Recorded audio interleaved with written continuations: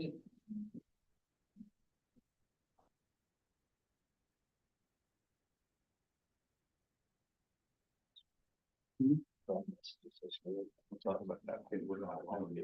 call to order this meeting of the common council of the city of. Pledge allegiance to the flag of the United States of America, and to the republic for which it stands, one nation under God, indivisible, with liberty and justice for all. Father God, thank you for those citizens that are here today, for the elected officials that give their time to this, the service of this community. We ask now, we go into this meeting that you may open our hearts and our minds, and that decisions that we make here are for the benefit of the citizens of Huntingburg. These things we ask in your son's name. Amen. So we need is approval of the minutes. Make a motion. Got a motion. I'll second the motion. Got a first and second. All those in favor? Aye. Any opposed? Okay, motion carries. Approval of claims. I'll move to approve the claims. I'll second. Got a first and a second. All those in favor? Aye. Any opposed? Okay, motion carries. First thing, you have, we need approval for I guess for me to sign probably, but the CF1, which is the compliance of statement of benefits for the tax abatement and wagon works.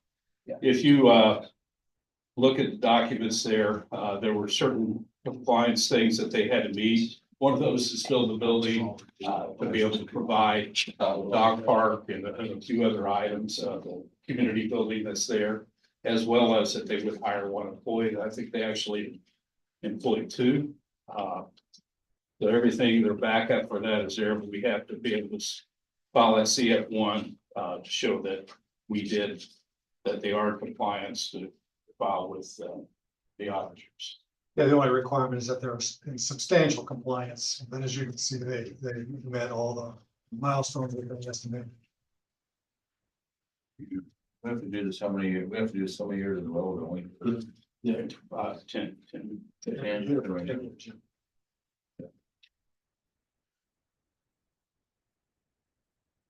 So we need a motion to allow. I guess the motion would be to allow me to be able to sign as chief elected official form. Make that motion, give you the authority to sign it. I'll second it. And all those in favor? Aye. Any opposed? Motion carries. Thank you. Now, I'll turn actually this over to Bill. Yeah, we have an ordinance to consider tonight, a couple of ordinances. The first one is the rezoning of the property known as Poplar Ridge. This rezoning petition was initiated by the landowners, UOZB LLC. I think the representatives of the landowners are here tonight, and I think we're familiar with the project. The previously presented project was previously presented to the council. It is a proposal to change the zoning from heavy commercial B3 to high density residential R3. The proposal was heard by the planning commission. A public hearing was conducted. All property owners within the required distance were given actual notice, and publication was made in the newspaper of the public hearing. There were no remonstrators or objections, and the planning commission has made an affirmative recommendation that the rezoning be permitted. So you have an ordinance before you that would, if you choose to, that would accomplish that rezoning. And by the way, it is consistent with our master plan. High density residential in that area is not inconsistent with our master plan. It would be ordinance 2025-11. And so then what will be the next steps from here until they can begin construction? Well, they'll have to have their development plan approved by the planning administrator. And I'm not sure where they are on that, but there's a plat. I think there's also a plat that's being We have to go back for a secondary plat secondary approval. plat approval, and then also the development plan. And then is it just the planning commission that approves the plat approval, or do we The approve that planning too? commission approves them, just the planning commission approves a plat. And the zoning administrator will approve the development plan, so long as it complies with the city's requirements of the UDO. Unlike originally, I think when that was originally platted, it will show some physical features such as the range and things like that. So that's probably the point of contention right now, so. Do we, That's certainly not really approving, the development as it stands. That again, you know, when that plat is approved and they've met all the other requirements in their application, it could be approved. do we have something, this is not, maybe not related, but with our drainage and retention and things like that, as a city, do we have something in an ordinance that those are maintained, or who keeps track of them? Well, yeah, in the past, those were in the planning process, those were generally turned over to the city, dedicated to the city for the city to maintain. But with the new UDO, it is determined that the city will no longer accept those for maintenance, and it remains the obligation of either the developer or the property owners, abutting property owners, to maintain all the drainage systems. The city has the authority under the plans to go into the drainage systems and do maintenance work if they're not being done, and to charge the property owners the cost of that. And our development like this, if there's any existing, they will not be accepted in that as is conditions, so. You know, it's been some concern about what's there, has it been maintained or not. We don't have to accept it. So that's really, planning commission would review that, to review that. So am I hearing then that the effective date of the new UDO was like several, kind of recent, right? Yeah, it's So, 21, maybe, was it 21? so any previous projects would be the city's responsibility. Anything from then forward then would be, All new subdivisions, is either the developer, the homeowners association, or the adjoining property owners. One of the three have to continue maintenance of those. But would we have the authority to step in if it's not done and charge the landowners or whoever the That's correct. responsible parties? That's correct. do we even have a procedure for inspecting and seeing these? Yeah, we had very few, because most of the ones prior to just a few years ago weren't even designated on the plats. We have done a couple of them in recent years. There's one next door to me that was revitalized in the last couple of years. Yeah, there's a couple up on the, I think maybe 3 up in the northeast. There was a couple in the northeast that had some cattails and things like that that the city street department did address. And I think that changed. 19th Street. and 19th also, Street, they did that. North side addition. Yeah, just south of North side of States. 22nd, yeah, north side of States, the ones on the south edge of it is the other one. So do we have a designated person to go inspect that, or is it, do we call it in? Our street department.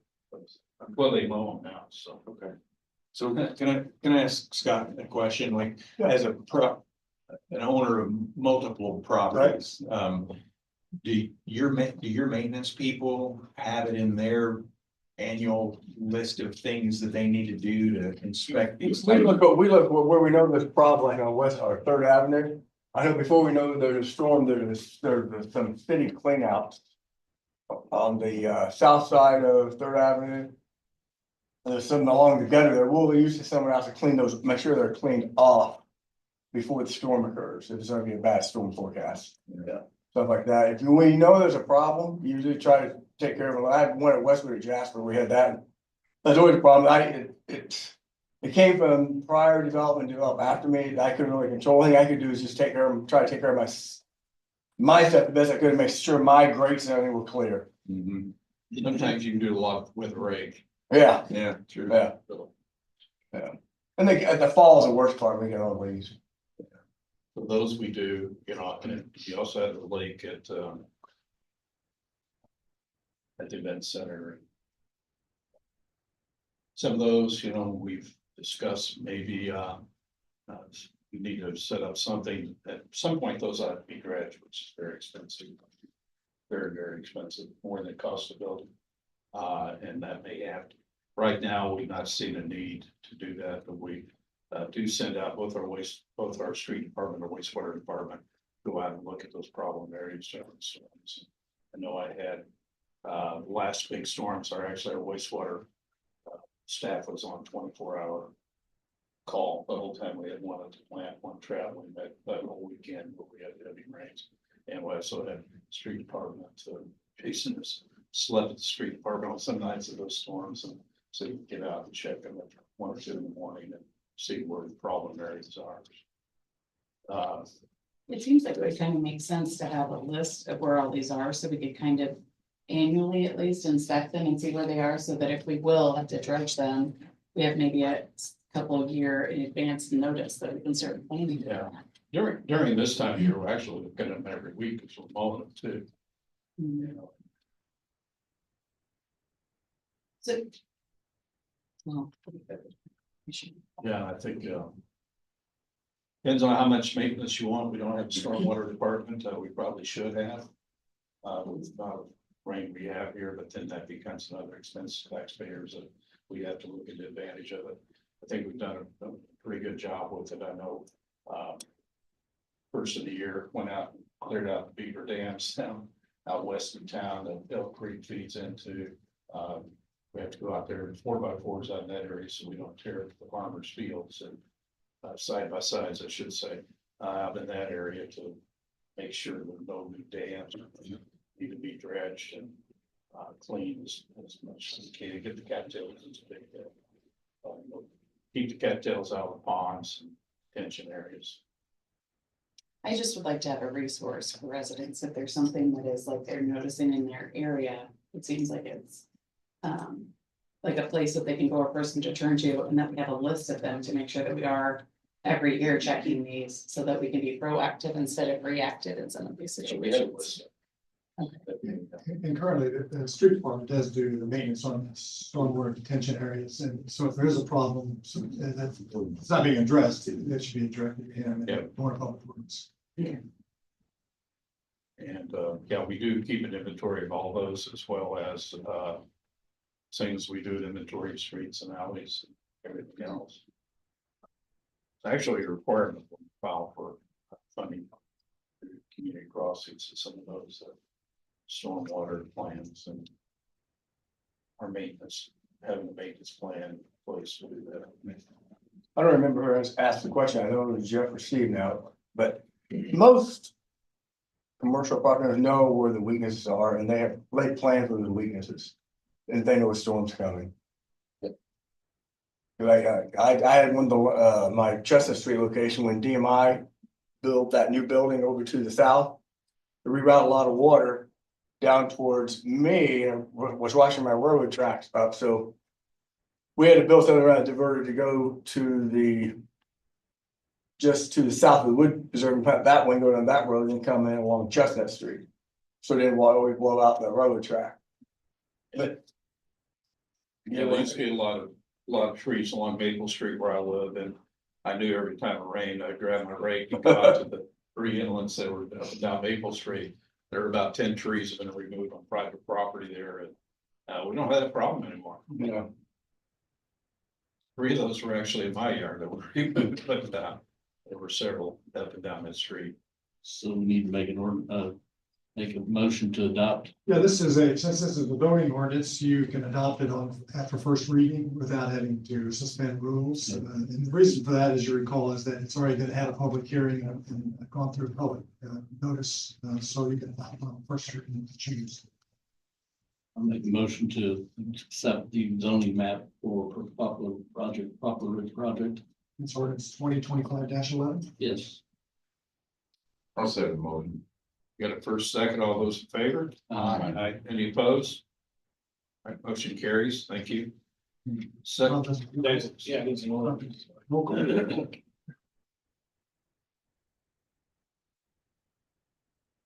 Yes, sir. Aye. Downs. Aye. McFerrin. Aye. Bolte. Where? Aye. 5 ayes, no nays. This next ordinance you have is also a ordinance that's proposing amending the zoning map. And it would apply to real estate situated at the intersection of Seventh and Van Buren Streets. It's currently R1 district, that is lower density residential, generally single family residential. And they would like to, the property owners there have petitioned the plan commission to recommend rezoning that to moderate density residential so that they can have duplexes. Duplexes and maybe, I think it's just duplexes at that location. I think they're attached as part, it only affects one parcel number. It's the address of the parcel 702 North Van Buren Street. It's again at the northwest corner of 7th Street and Van Buren Street. It also was noticed to the adjoining landowners, and notification was published in the appropriate newspapers for public hearing. It was heard, and no objections, and it was recommended to the council for rezone. Do we get have the privilege of seeing plans for what someone, if we rezone it, what the structure is gonna look like and what the use Well, is the gonna plan be? commission does that. That's their job. The plan commission, the zoning administrator. In their process. True. He would share it if you want. Yeah, We can always request it. for the one that we just approved, Butler Ridge, we do have those pictures downstairs. You've seen all that. Yeah, you left them here last time. I was wondering, I looked through my office, I couldn't find them. I thought my daughter took them. You left those last time you were here, so. Well, thank you for keeping them. I thought she used them as a drawing. I don't have a problem with rezoning this, but I have a question. The apartment's gonna face south on 7th. Yes, That's what. Yep. But- Do these belong to you guys? yes, CHRK, is it? yeah. How many duplexes are going in there? Sorry, I'll go to the podium. Riga Kirstein's on behalf of CHRK Rentals LLC. It's 4 duplexes, 8 units. Originally we had 5, but it got tight with the alleyway and there was some concerns with the utilities in there. So we nixed 1 and put 4 and spread them out a little bit. And the way the topography on that land, it's a little strange. But to make use of that corner, we're going to be digging that dirt out and pouring basement walls in the back. So there'd be no really backside to these units. It's all going to be walkout to the front and on the sides. So picture them poured walls into a hillside kind of, and then they'll be level with the street with driveways in the front, sidewalks to get out to 7th Street. Yeah. Okay. And then we're going to be cutting, go ahead. It's facing 7. Correct, but we're also cutting back. There's a big wall there on Van Buren. It limits the visibility. We're cutting that back, so it's going to improve the visibility on 7th and Van Buren. Yeah, okay. It's a little tough to see right now, so that's why Brad drew up plans and we're gonna pull that back. It's definitely an improvement from an empty lot. Yeah. Yeah, so, Okay. Wall too. Yeah. well, And they're- yeah, it's gonna get reduced, but some of that wall, you're gonna hold some of that on the east side, you're gonna retain some of that wall, yes. but the south side you're eliminating. South side, I don't think there is. Yeah, that's all getting wiped out. Okay. Are you wiping it all out and rebuilding something new back, or are you? Yeah. No, it's gonna be level with the sidewalk with a slight grade in, so there'll be no retaining wall in the front. We're dropping those all the way down. At the back of the duplex will serve as the retaining wall. It's gonna be like a basement wall. Correct. The first story will be essentially built into the embankment. And then the second story will poke out above the grade. So from the backside, the north side looking in, you'll see 1 story and or the rear window of the duplex. But there'll be no walkout patios or anything, because that was the resident lived to the north. That was her question, and she seemed happy to know that there was no walkout patios out of the back to disturb her property. So, Well, and I think if it's 2 stories, that will reduce having to have a railing or something, or kids getting on the roof. That's a Yeah. big thing. No, yeah. Friends at basement. I don't, they'd have to be able to have a very Very simple. I did. They have to have a strong long jump to make it onto this roof. I'm just going off my own memory there, but that seems like that's a lot of dirt that's gonna be moved out of there, right? Yeah. Yeah. Yeah. That's why we coordinated with the street department and we actually are going to be paying for the mobilization of the asphalt company to come back. Because with all of the work happening, I didn't want to work off of a brand new street and damage the city street right away. So I felt like it was a very reasonable thing. Yeah, our paver was ready to roll. They wanted to hurry and get that job done and Ruger had concerns. That they were gonna tear up the new street that we just had put in. So we did talk to the contractor. There was gonna be possibly a mobilization fee if they had to wait till after this construction. And Ruger is said that there is one to cover that cost. Correct. And let alone the street cuts, because we're gonna have to make several street cuts and it's a shame whenever you go in and cut a brand new street after it's put in. So, yeah. So, That is a community crossings project that was scheduled for there. That's gonna have a few months of delay because of this construction. I understand, good deal. thank you. 2025-12. Make a motion to approve 2025-12. I'll second. Got a first and second, all those in favor? Aye. Motion, any opposed? Motion carried. Thank you. Kissling, Aye. Swear, Bounce, Aye. McFerrin, Aye. Bolte, Right. 5 ayes, no nay. I did. As far as the past, I didn't know, I just figured I would drop these off to everybody, sorry, let's go. Just in case you want more. Thank you. Yeah. Now you know what you voted on. Well, I didn't know it was gonna look like this. I already had it all printed, so I figured I would just use out before. There's a lot of ink. Yeah, it does. This is all information that's been presented in previous meetings. Ain't going to your place and printed it. Yeah. Get out. If somebody, any members of the press that would like a copy, I'll have mine up here available for you. Next on the list, this is National Police Week and I was out at the police station yesterday. Andrea, Frank, Thank you.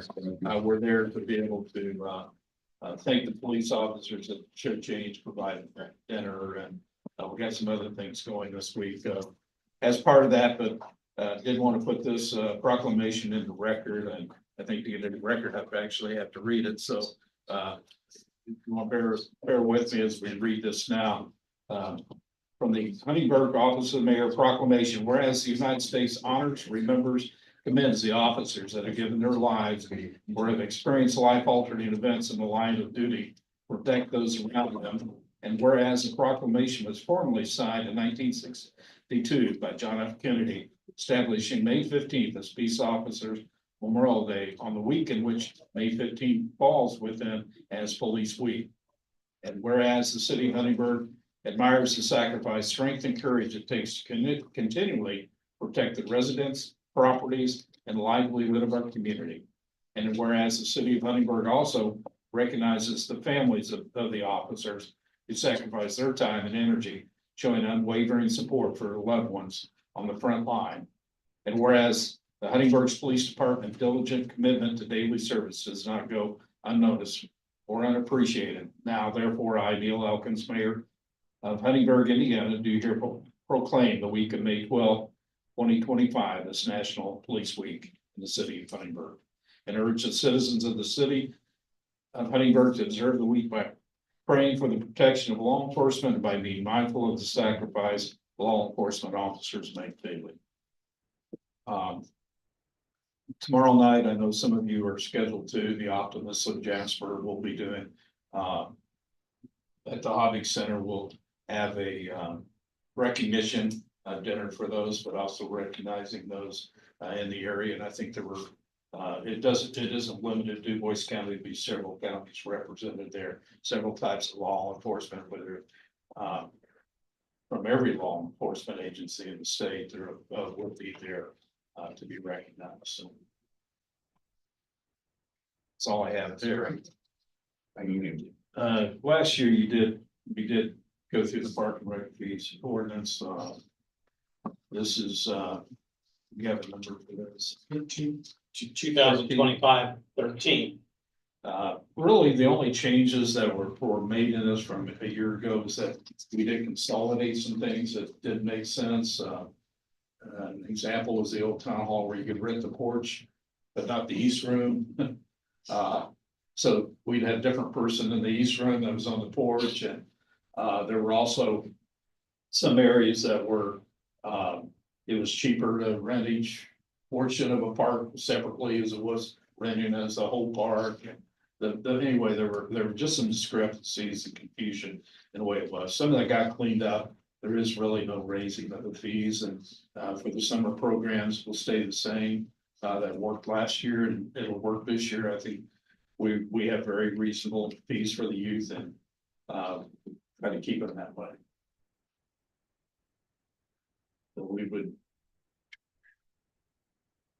This has gone through, actually through 3 different park board meetings and was approved during the last park board meeting.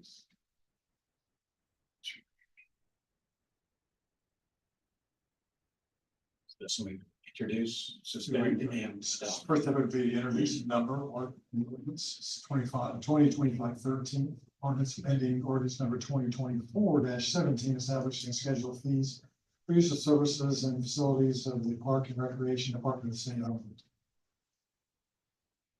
Motion to introduce.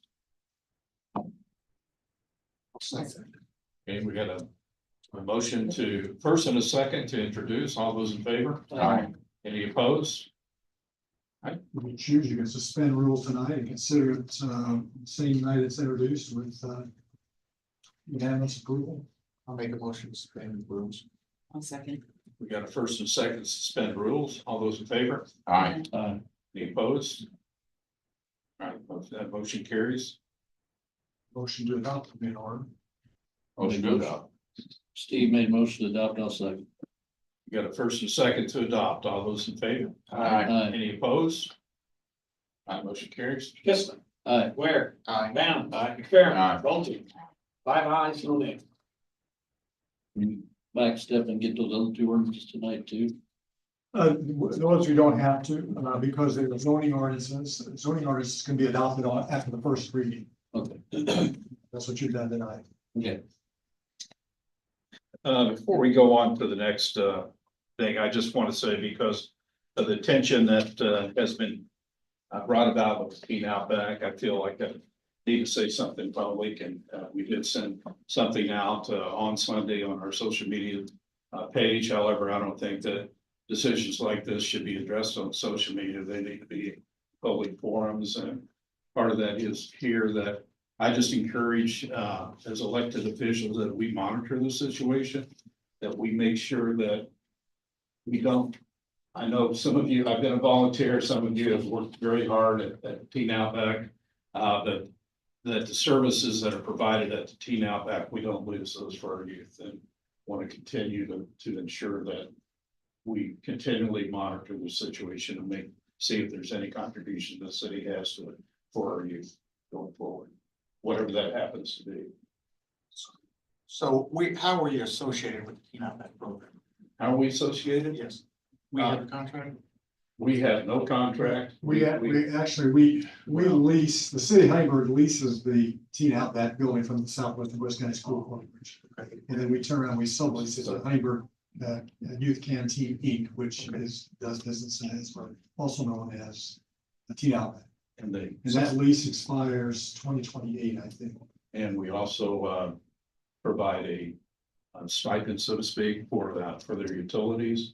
I think that's at 20,000 a year, I believe. Yes. Yeah. So if they spend 17,000 on utilities, they actually get a $3,000 check. If they spend 23, they owe us 3,000. Is how that works. So, but it is a $20,000 credit towards their utilities. So my thinking was if we are the lease holders, we should have some skin in the game. So what you're trying, would that be fair to say? Until 2028.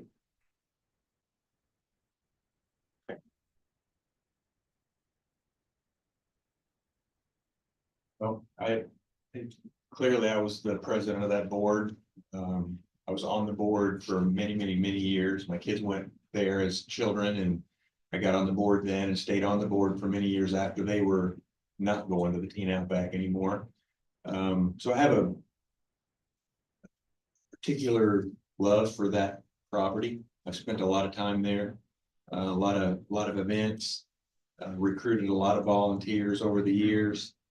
I donate money to the property or to the facility, to the Teen Outback organization. And so I'm going to speak for me personally that I would like to see, and will do whatever I can in my power as an individual to make sure that their programming continues. The kids love that place, as the Facebook and social media posts kind of confirm. And the parents, there's a lot of the adults that grew up going to the Teen Outback and their kids are now going. And so I think that's probably why the outcry was so swift when word was out that demolishing that property was on the table, that was being considered. And I personally hope that any decision makers going forward have noticed how much the people of this county and specifically of Huntingburg, how much they value that property, and how much they value the work that the Teen Outback Board does, and acknowledging the hundreds of kids that go through those doors every week, every month. Unless there was a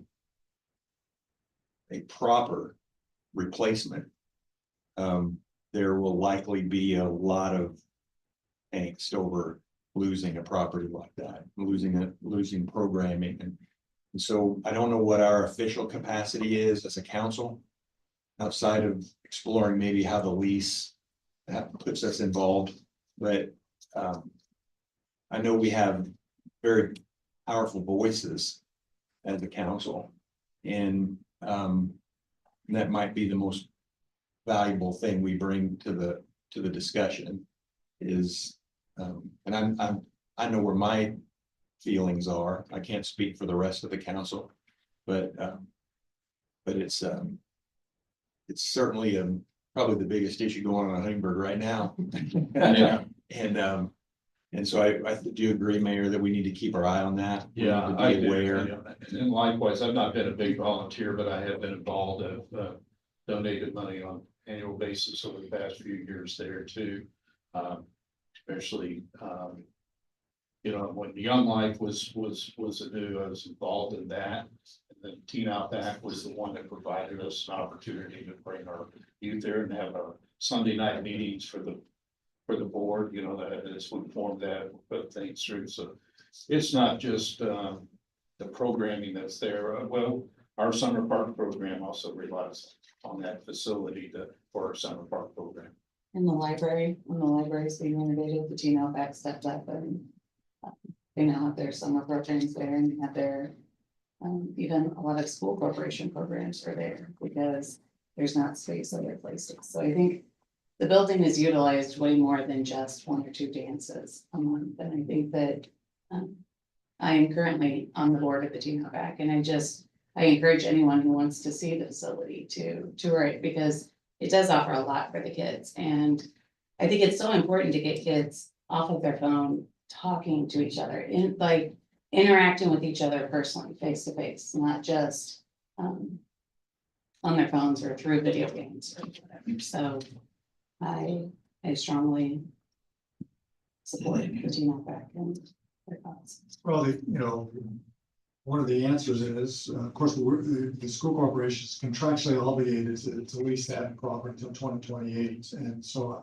I think that if they either have a personal position or as a counselor position, I think you need to make it known to school board members that what your concerns are. And they can learn that because they own the building. It's their call.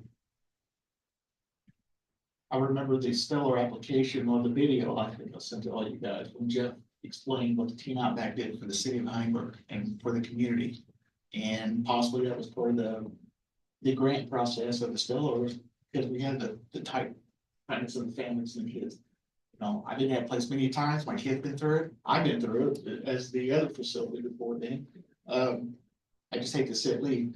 And my interpretation of what I've been reading on Facebook from both sides is if they get rid of a 9,000 to 10,000 square foot facility and in the new facility will only have 1,000 square feet, it's not gonna be anywhere close to what it was in the past. You know, I hope I'm wrong on that, but I don't think it's gonna be even close to square footage and what they can use with the new public building. So that being said, I echo what you guys say too. I just would hate to see it's gone. They just had a big part of our, it played a big part in our community for a lot of years. I can speak, you know, Tim knows where I'm coming from. Friends of Raider softball was formed, now this will connect in just a second, but Friends of Raider softball was formed to raise awareness and raise money for why the city needed, the school needed its own softball complex. And a lot of the money that we raised to build the field happened at the Teen Outback. They have a unique facility, lots of parking. They had access to water and indoors in case it rained, and we had thousands of pork chops that we sold over a period of 20 some years out of that facility, and they never charged us to use it. And all of that money that we raised went into building the field, and then another 100,000 after the field was built that was raised at that facility, not all at that facility, but that was raised partly at that facility to fund an endowment at the community foundation that now supports the softball program for till the end of time. And you know, that's just one function that took place at the Teen Outback. They raise their own money. The school doesn't put any money. They respectfully, they do take care of the grass, which is a big deal for the Teen Outback. But they don't donate to the facility. They don't take care of any of the building maintenance. The Teen Outback raises that money themselves in donations, and used to many years ago, they charged kids to come in, and I understand that you don't even do that anymore. And so they've been so generous to our community for so long, and that's why, again, I think the outcry was so swift and fierce about people defending the Teen Outback and what they do. That's just one example with what Friends of Raider softball did there, but there's churches that meet there, and there's nonprofits, as you guys have just addressed, but anyway, just the fabric of Huntingburg is really woven from that. I mean, it's so visible. First of all, it's right there in the middle of town, the most heavily traveled intersection in the county, I've heard. And it's right there for people to see. It's easy for people to go by there and see the activities that are going on. And, you know, it just, again, people love that that's there. And so it would be a hard sell to convince me and many other people that it's not needed anymore. So, Or the trade-off, it would be worth it. yeah. Of the new proposed facility. I think that it would be a huge step backwards for our community and our youth. Well, I want to provide you all, I knew you were passionate, we were all passionate about it, so I want to provide that opportunity today and open forum. We have some of the press members here that are taking note, I think, what was said here today. You know, I look at it, my wife and I spoke to her, you know, I said, well, you know, it's a building, right? I mean, it is a building, but there's so many things that happen within those walls and outside of those walls. The lawn is very well utilized and for those events, but it's more of what grew out of that building versus the building itself. So let's not lose that programming, that opportunity for youth. Thank you. Thank you.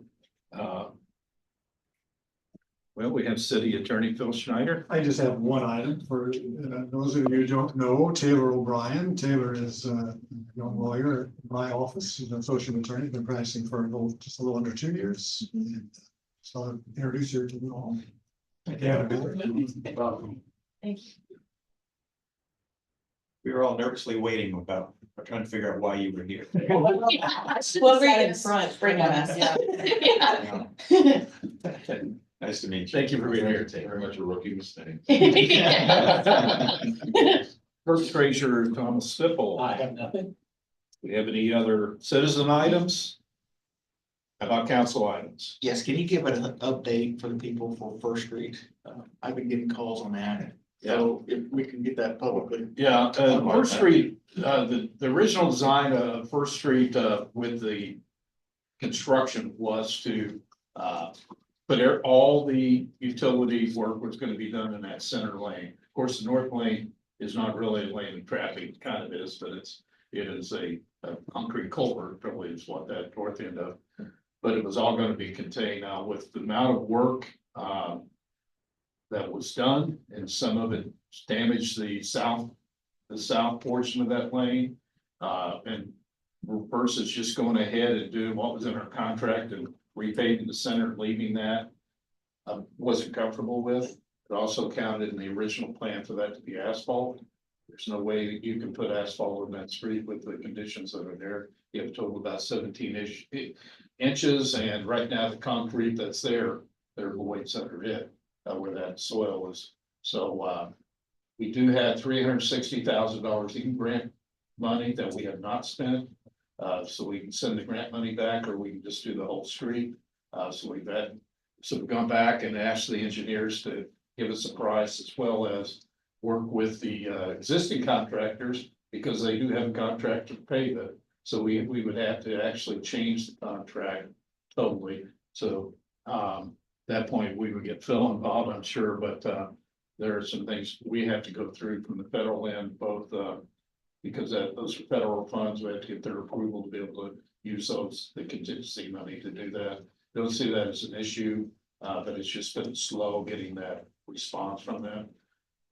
Luckily, Tom and I have talked, we are getting good responses on payments. It looks like we're getting paid frequently, and that was a concern of ours with the cutbacks in the federal government now. But so we're hoping that we get an answer pretty soon. We do have to re-engineer, those drawings are done, so we'll go back to the whole thing with fresh concrete. It'll be a smooth street.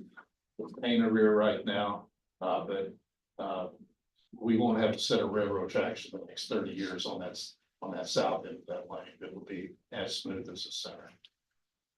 And we still have work to do from Jackson to 231, right? Yeah, Jackson 231, that's a separate project, but we'll be doing some water line replacements and storm sewer replacement and sewer replacement there through that, and repaving from Jackson back out to 231 next to More for Less. Probably some curb work down there too, because of More for Less may be changing something with their entrances, and not sure yet where they're going with that, but we'll all time that together so everything's done at once. It's a little rough. But we also looked at, so I brought all our utilities together. We looked at what was underneath there. Said now's the time to go ahead and upgrade that, replace it, and go ahead and repay that section 2 while we're at it. That will be asphalt. That's what's there now. It's almost 40 years old, that asphalt right there. It looks 40 years old right now. Yeah, considering the traffic on First Street, I know everybody's aware of that, but in the upcoming events that take place in the park during the summer, is there any way to estimate? I mean, will this be done by the end of the year? Will it be done by the end of the summer? It'll be done. Well, yeah, it has to be done by the end of the year, obviously. But we're hoping it'll be done this summer. Is there anything temporarily that can be done about the dust, with the traffic that's driving on that now gravel road? We hope it keeps raining. If we get into, we talked about oil and all that, but that's gonna cause us to dig out even more and raise the cost Because we'll have to remove everything back, that's underneath that. So it is, and I lived on a county road growing up, I know well, we have issues with us there, but hopefully we can get started on that. I would expect in June that we can roll with it. Probably, we would have been starting by now if we had decided to do this south end. Because the contractor wants to go there too. Because they're only getting paid a certain amount for that center area, and the cost of concrete's going up, and they're gonna be responsible for taking care of it. But I don't know. Yeah, there's. It's also, we spent a couple of $100,000 doing the center lane and have the southbound lane be like a railroad track and rough. Wasn't a good condition either, so, either way, we had no good answer to that. It is what it is, and at least we know that for the next, hopefully 40 years or so, we'll have nice smooth concrete down to there. It was concrete to begin with for a reason. Why it was in the specs to asphalt. We don't know, that's before my time, so I don't know. Okay. Well, that's good. Water your rock, Thank you. that's the message, water the rocks in front of your street. Oh, we do have a water truck. We had looked at Mhm. or utilize that water truck a lot, right? So watering plants around the city and everything. Well, it's exciting, there's hope at the end of that, There is You know, hope at the end of it. it'll be work. It has increased traffic on First Avenue because people. That's Yeah, it has. Steve can attest to that. That's the way I'm going. Ready to go down First Avenue.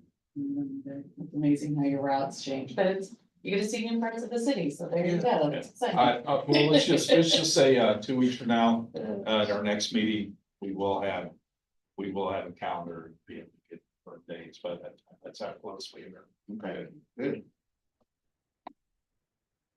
Just in time for bomber season. You got it. All right, any other council items? Do we have a motion? Order to adjourn. Okay, we got a first and a second here from, Yeah, maybe 10. Pam and Tim. All those in favor? Aye. Any opposed? That motion carries. Thank you. Good. Go for that, Steve. There you go. That's reach for. All right. We're offline now. Where you want to read here?